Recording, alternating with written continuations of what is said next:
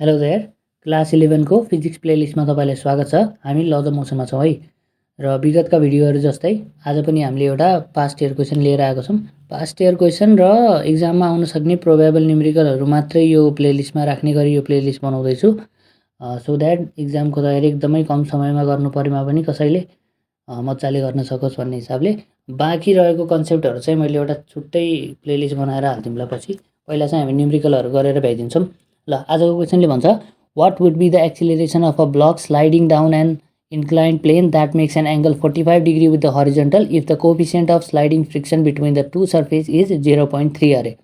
Scenario हामीलाई के दिएको छ भन्दाखेरि एउटा ब्लक राखेको छ अरे एउटा इन्क्लाइन प्लेनमा, लेट्स से एउटा चिप्लेटीमा एउटा डब्बा राखेको छ अरे है, र त्यो चिप्लेटी चाहिँ कति डिग्रीले इन्क्लाइन छ अरे 45 डिग्रीले। अनि त्यो डब्बा र चिप्लेटीको सर्फेसको बीचमा चाहिँ 0.3 डिग्री भन्छु 0.3 को कोफिसिएन्ट अफ फ्रिक्सन छ अरे है। ल यो दुईटा कुरा हामीलाई दिएको छ र एक्सिलरेसन निकाल भनेको छ। ल अब चाहिँ हामी सबभन्दा पहिला गिभन लेखेर गिभन कुराहरु लेख्दिन्छौं, त्यसपछि फिगर बनाएर फोर्सको कुन कम्पोनेन्ट कता लाग्छ हैन त्यो हेर्छौं, त्यसपछि त्यसको आधारमा बनाउने हो। क्वेशन एकदमै सजिलो छ। के कुरालाई कन्सिडरेसनमा लिने हो भन्ने कुरो मात्रै थाहा भयो भने क्वेशन मज्जाले भन्छ। ल गिभन लेख्दिम। सोलुसन हामीलाई दिएको छ गिभन दैट एउटा दियो angle of inclination theta is equal to 45 डिग्री, अर्को दिएको छ coefficient of friction mu is equal to 0.3 अनि निकाल भनेको छ acceleration a is equal to what भनिदिन्छौं है। ल अब हामी एउटा इन्क्लाइन प्लेन ड्रा गर्दिम र ट्रायंगल बनाइदिम यस्तै हैन। ल त इन्क्लाइन प्लेन भइहाल्यो।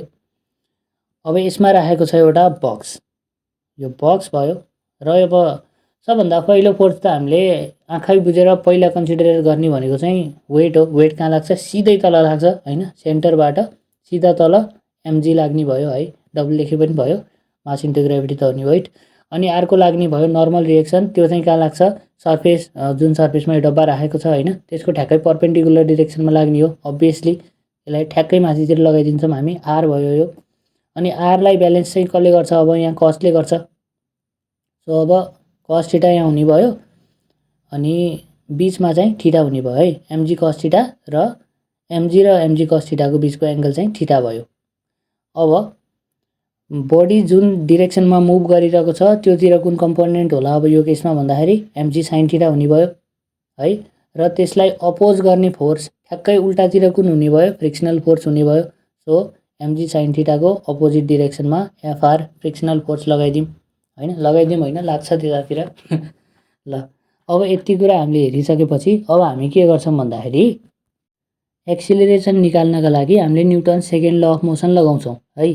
र अब हामी हेर्छौं बडी कुन डाइरेक्सनमा मुभ गरिरहेको छ, कुन फोर्स चाहिँ ठुलो छ त्यो डाइरेक्सनमा लागिरहेको टोटल फोर्सेसहरु मध्ये त्यसबाट सानोलाई घटाउँछौं है भन्नाले अगाडि गर्दै जाउँ थाहा भइहाल्छ। लेख्दिम according to Newton's second law of motion हैन। अब F is equal to ma हो भन्नै परेन, सेकेन्ड ल अफ मोसन त। अब सेकेन्ड ल अफ मोसनले अब हेरौँ है बडी कहाँ स्लाइड गरिरहेको छ? डाउनवर्ड डाइरेक्सनमा है, इन्क्लाइन प्लेनबाट तल स्लाइड गरिरहेको छ अनि त्यो डाइरेक्सनमा लागिरहेको फोर्स कुन अरे? mg sin थीटा है। फोर्स अहिले कुन? mg sin थीटा, तर त्यसलाई अपोज पनि गरिरहेको छ फ्रिक्सनल फोर्सले।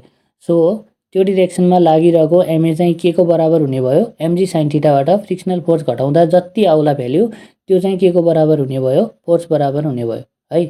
फोर्स कति हुने भयो त टोटल फोर्स भन्दाखेरि mg sin थीटाबाट फ्रिक्सनल फोर्सलाई घटाउँदाखेरि जति बच्ला त्यति नै हो। त्यसले स्लाइड गर्दाखेरि लागिरहेको फोर्स, लागिरहेको भन्नाले अब फ्रिक्सन क्यान्सल भएर बचेको एक्चुअलमा वर्क गरिरहेको फोर्स चाहिँ त्यति नै भयो है। ल अब हामी त्यही गर्दिन्छौं, mg sin theta minus frictional force is equal to ma है। फोर्स बराबर चाहिँ कति भयो अरे? mg sin theta minus frictional force. अब frictional force is equal to mu R हुन्छ हामीलाई थाहा छ, त्यही भएर हामीले mg sin थीटा जस्ताको तस्तै माइनस फ्रिक्सनल फोर्सको ठाउँमा म्यू आर लेख्दिम इज इक्वल टु ma पनि जस्ताको तस्तै है। अब भ्यालु राख्दिम, m त अब m नै भइहाल्यो, थाहा छैन हामीलाई मास कति छ। g को भ्यालु 10 भयो, 9.8 लेख्दा पनि भयो। अनि sin थीटा चाहिँ कति? sin 45 डिग्री है, माइनस म्यू पनि दिएको छ 0.3 डिग्री। अब r को ठ्याक्कै उल्टातिर r लाई ब्यालेन्स गर्ने फोर्स कुन छ? mg cos theta. सो हामी यहाँनिर mg cos थीटा को भ्यालु खोल्दिन्छौं। m त m नै भइहाल्यो, यो 10 चाहिँ g को भ्यालु भयो into cos 45 degree is equal to ma जस्ताको तस्तै है। र m × 10 10m भयो। sin 45 को भ्याल्यु 1/√2 भयो माइनस अब यो 0.3 × m × 10 गर्दा 3m भयो इन्टु cos 45 1/√2 = ma जस्ताको जस्तै। सल्भ गर्दाखेरि हामीले a को भ्याल्यु कति पाउँछौँ 7/√2 अनि त्यसलाई क्याल्कुलेट गर्दाखेरि a = भयो 4.94 मिटर पर सेकेन्ड स्क्वायर है। यति नै हामीलाई क्वेसनले सोधेको छ। So is the required acceleration of the block sliding down an incline plane भनिदिँदा पनि भयो है।